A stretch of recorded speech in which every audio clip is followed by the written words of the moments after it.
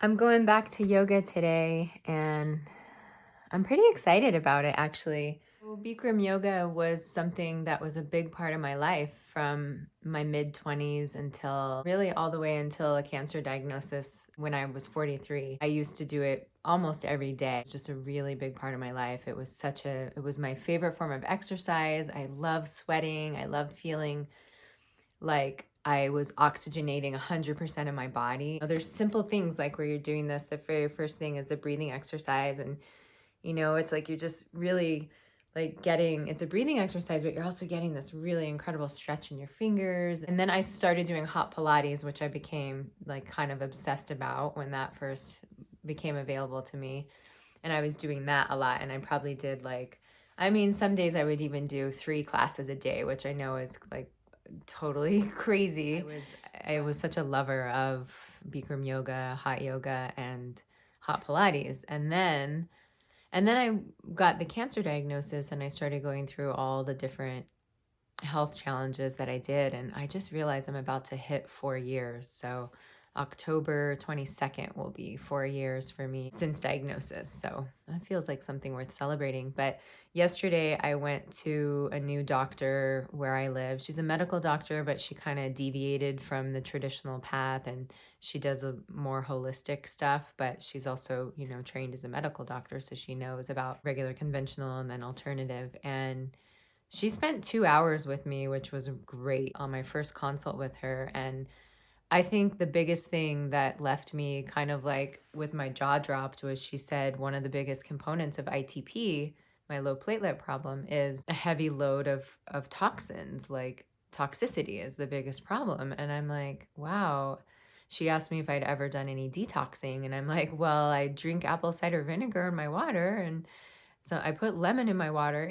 That's kind of the extent of really the detoxing. And I don't know how we even brought up hot yoga. Maybe we were talking about sweating. She was mentioning like going into a sauna, and I was like, oh, I have a hard time with heat. So I kind of like I avoid saunas. And so then I think we started talking about Bikram yoga and like the sweating that takes place in that type of yoga. She was like, well, gosh, it'd be really great if you could do something that you really enjoy doing rather than having it be such an effort, such a torture. So, which, some days even taking a walk is like a real torture for me because I feel so heavy, I just feel so like lazy and lethargic. And so I'm excited because today I'm going back to Bikram. I'm a little concerned about getting into that like level of extreme heat, but I know I can like leave the room or I can do what I need to do to take care of myself. And I'm excited. I mean, even if I stand there and I do nothing or lay there and do nothing, like I'm gonna be sweating because that's the whole point of it. So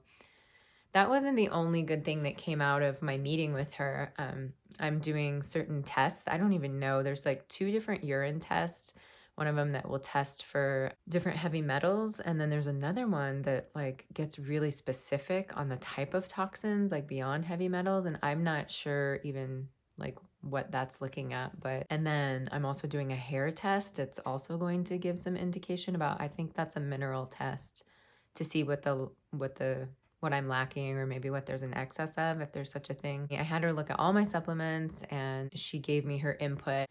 I mentioned going to the Maderi Center, and I think that's still a really great place. I really like the doctor that I was working with there.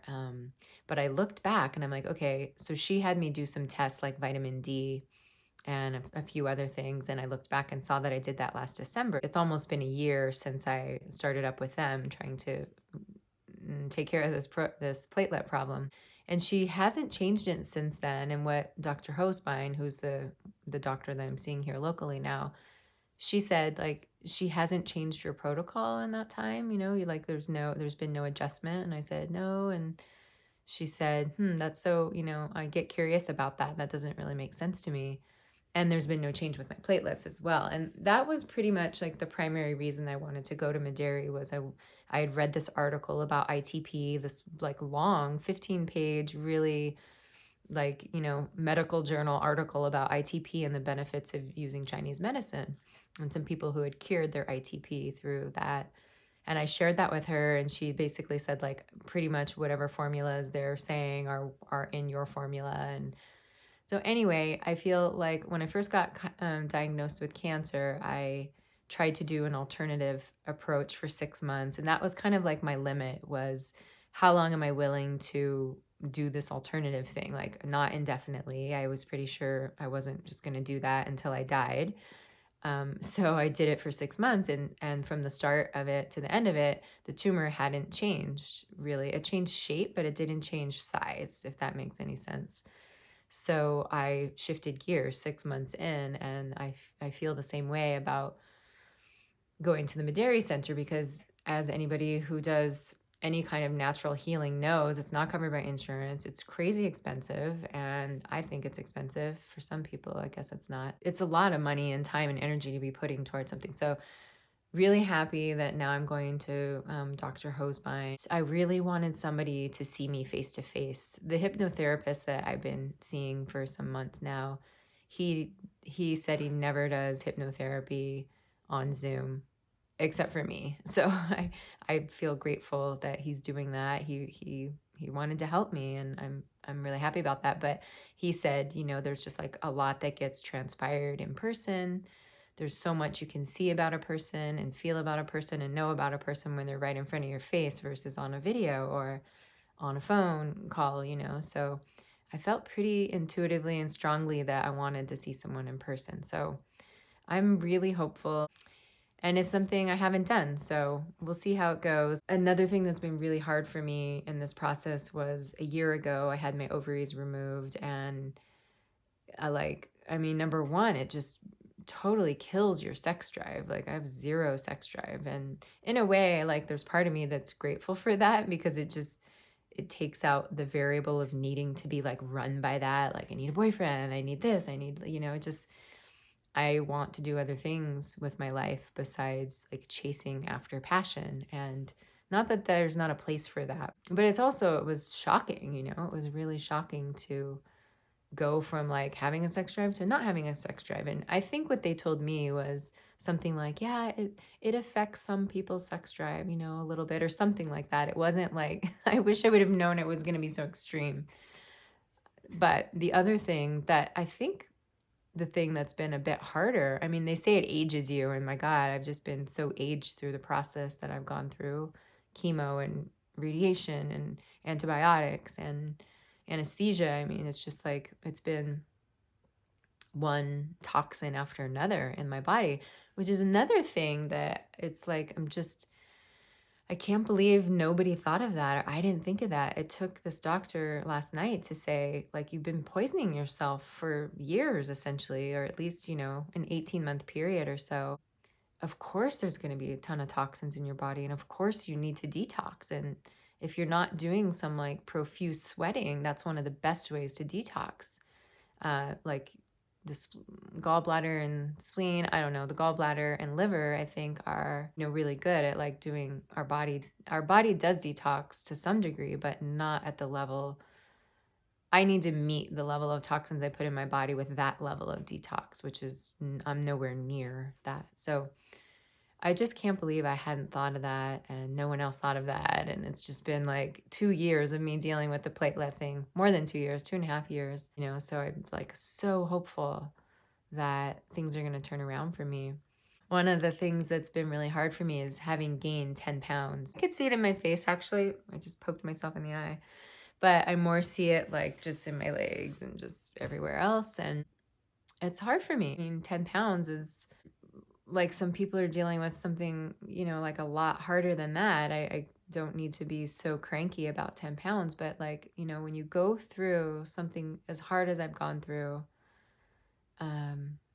it just adds to it. It's like, I already have to deal with like way more wrinkles, way more dried skin. It's like, getting basically wrung out and turned into a prune by this process. So it'd be nice if I could at least not have the extra weight on my body, to have like some amount of self-esteem with regard to how I look. So I've been struggling really with this 10 pounds. I may have maybe lost like 3 pounds or something like that, but I just can't, like, short of not eating at all, I'm not able to exercise to the degree that I need to be able to like maintain the weight that I was before, because having the ovarectomy and getting my ovaries out, I guess when women go through menopause, we gain 5 to 10 pounds. And so that was like another, God, that was such a long-winded way of saying that was one of the hardest things. The sex drive was one thing, but really it was the weight and feeling just like so slovenly. I think that's the word. So just like this heavy, kind of like, ugh. I just weighed myself and it was 138, I think. And I'm really comfortable around 130. So I'm just hopeful that I can get myself to a weight that feels comfortable and I can like wear the clothes that I like again, because I have to I've adjusted to, I have no breasts. I'm just totally flat, which I'm getting used to. I mean, the biggest thing I don't like is just this poofiness right here. I don't even know what it is. It's just like flesh. And so it's not just like perfectly flat, which I wish it were, but who knows, maybe that'll change over time or maybe it won't. If I wear like a high enough tank like this, it just sort of gives me that. I love this thing. I'd like to get another one because I wear this to swim. I wear this. I'm going to wear it for yoga tonight. And it just like has like kind of a high-ish neck. And so, I have scars. They're here. They're fairly low. Actually, yeah, they are quite low, but it just starts to get all concave here. And, I don't feel comfortable with how that is. So I like that high neck and I like that this covers up the poofy, lymphy areas here. At some point, I probably can have it like lipoed out. But I'm so adverse to sticking any kind of surgery, definitely any kind of anesthesia. I feel like I need to hold on to every brain cell I have because I've definitely lost a lot. I feel it. I feel like that I've lost a lot of brain cells in the last few years. So I don't want to do anything to compromise what's left. So I'm going to do these tests and I'm going to go back and see her and I'll get the other supplements. And she's just kind of changing up some of the things. I am still taking some of the things from the Mid-Dairy Center, but stay tuned. We'll see how this Bikram goes tonight. I'm really excited. I just hope that I'm able to start exercising again because that's the thing. Like I exercised every day and then I just got to a point where I just didn't have the energy and like that. So yeah.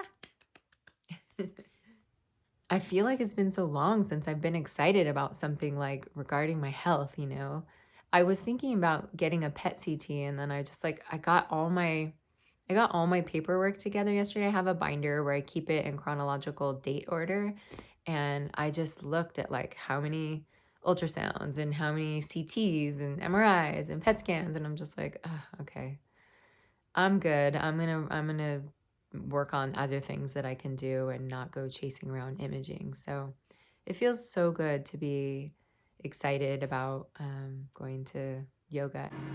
Well, I ended up going to Bikram and I sat a lot of it out. I sat the end of it out. I have a migraine from the blood product that I get for the ITP, so like the migraine kind of came on, so I just sat there for like a lot of it, like a quarter of it, but it felt so good. It almost made me teary-eyed. I got to feel the healing effects of that particular yoga, how great it is, and I got to sweat, and that was really my main point, was like wanting to sweat as much as I can to detox. So it was good. It was really good. I'm going to try to go twice a week.